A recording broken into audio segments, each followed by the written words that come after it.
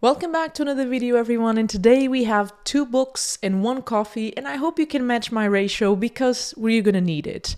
Today we have The Americans by Robert Frank, a very iconic photo book that, you probably heard of it, at least if you're not familiar, you've heard of it or someone talked to you about it. And we have London 1959 by Sergio Larraín, whom if you're not familiar, the link to the video will be somewhere around here. And basically, today we're going to be looking at some images, we're going to be looking at some thoughts of these 2 photographers, philosophies, etc.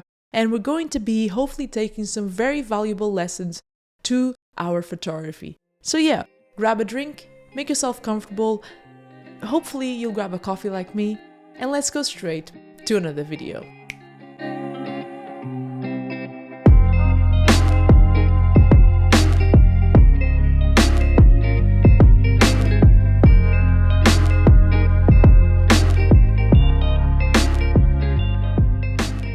But first, a brief note on these books, and The Americans is a book we've discussed before in much detail here on the channel, so if you're interested you can catch up with that video.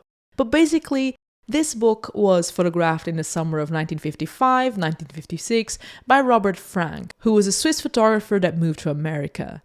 And through his eyes we focus on the everyday America, and what we see is not a glamorized view of the country, it's rather a gritty, blurry, and realistic view of the nation. Which of course didn't sit well with critics at the time, but luckily it sat well with some and with most of the future generations who saw the importance of this book. Now, I would have loved to see a familiar effect with London 1959, but this book was first published in 1999. And that is because this project was laid out a few times by Sergio Larraín, but for some reason it was never finished. And perhaps this has to do with the fact that he gave up on photography and his own career. But for more info, I'll definitely advise you to watch the video we made on him. And not a lot is known about the time Larraín spent photographing in London, but according to what it says in this version of the book, it describes how he saw London as the capital of a huge and ancient colonial empire coming to an end. And both of these books have a lot of common points by focusing on similar aspects of both societies, the higher and the lower, the entertainment, the vices, and the lonely figures.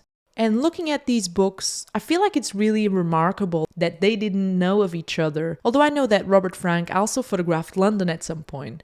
But there's just a lot of shots that are very similar or remind me of each other. When I was comparing both books, I realized that they challenged a lot of conventions. And we have to remind ourselves that these books were photographed still in the 1950s, and the so-called golden age of street photography would start more or less in the 1960s or mid-1960s. So in my humble opinion, these images were ahead of their time by focusing on the subject and the bigger portrait or intentions rather than focusing on having a polished look. And in letting go of conventions, you'll realize that what works for you as an individual might not work for others, and vice versa. Your pace, your colors, or contrasts. And this is the main thing we can take from here. Let go of conventions and focus on photographing for yourself.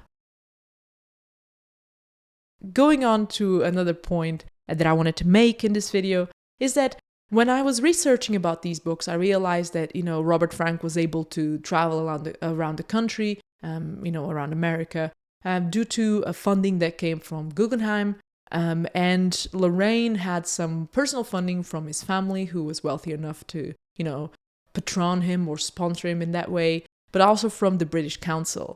And so this leads me to kind of like the question of, they're doing something more artistic, but both these photographers had a sort of commercial kind of like, they had a foot in the commercial photography world. And so this tries to say they tried to find ways of doing their artistic work. And so how do we stand in as photographers, fitting into the commercial world? And what does that mean for our passions and aspirations as artists? And this is kind of like where these books led me to. And I wanted to talk about this in the next point in the video. And I think this is like the debate of photography being an art or a business, a debate older than time itself. But we've seen, though, the examples of many photographers here on the channel that they truly struggled with photography in terms of fitting in commercially, which of course would allow them to have the means and resources to continue their personal work. And so what this is saying is that if you have a regular job and you don't depend on photography, be grateful because you don't have to make photos or cover events you don't want in order to pay for your bills. I think the photography world and being a photographer is still today kind of glamorized as opposed to what we find out when we encounter the stories of photographers like Frank or Larraín and many more like them. There is a true conflict between personal and commercial work for a great number of photographers. So this puts on the table, if you want to be a photographer, you should think about whether you want to try and fit in commercially or not, and what lengths are you willing to go to do your personal work. And before we dive into this takeaway point, I do have to say that when looking at both of these books, it seems to me that Larraín gets more involved with the crowds. There's a lot of photos in his book that are close-ups of people, or at least very close to them, whereas Frank is close to them, but we can feel there's more of an observational intent rather than mixing with them. Despite this, these two photographers definitely got closer to their subjects. Frank photographed along the country, in the busy streets, in cafes north and south of the country, which we know are still today profoundly different. So there was a degree of a challenge Robert Frank had by having to get closer to so many different people, and the results are pretty visible. These images go way beyond scratching the surface of being pure documentation. There's definitely this pondering on the differences between opposing circles of people. There's a degree of thought given to day-to-day of the average American and the speed of life. And if you look at Larraín's photos, we have photos that are notoriously courageous in the way that he approaches the subject, mixing with crowds, taking different angles, adopting different viewpoints. And what this is telling us is to definitely take more risks with our photography, as we can benefit on a more formal or psychological aspect of the image. And this is also a note to myself as well, and I will take these notes to my photography and see what happens when I get closer to my subject, as I am notorious for keeping my distance. Anyways, it is very curious as well that these two photographers were foreign in the stages where they were photographing. And so this is a note as well for you when you're traveling, doing your photography, etc. to not kind of like, be afraid to put yourself out there, be afraid to mix, to try different things with your photography, and to mix with different people and get to know different environments and cultures, which I think is very, very interesting.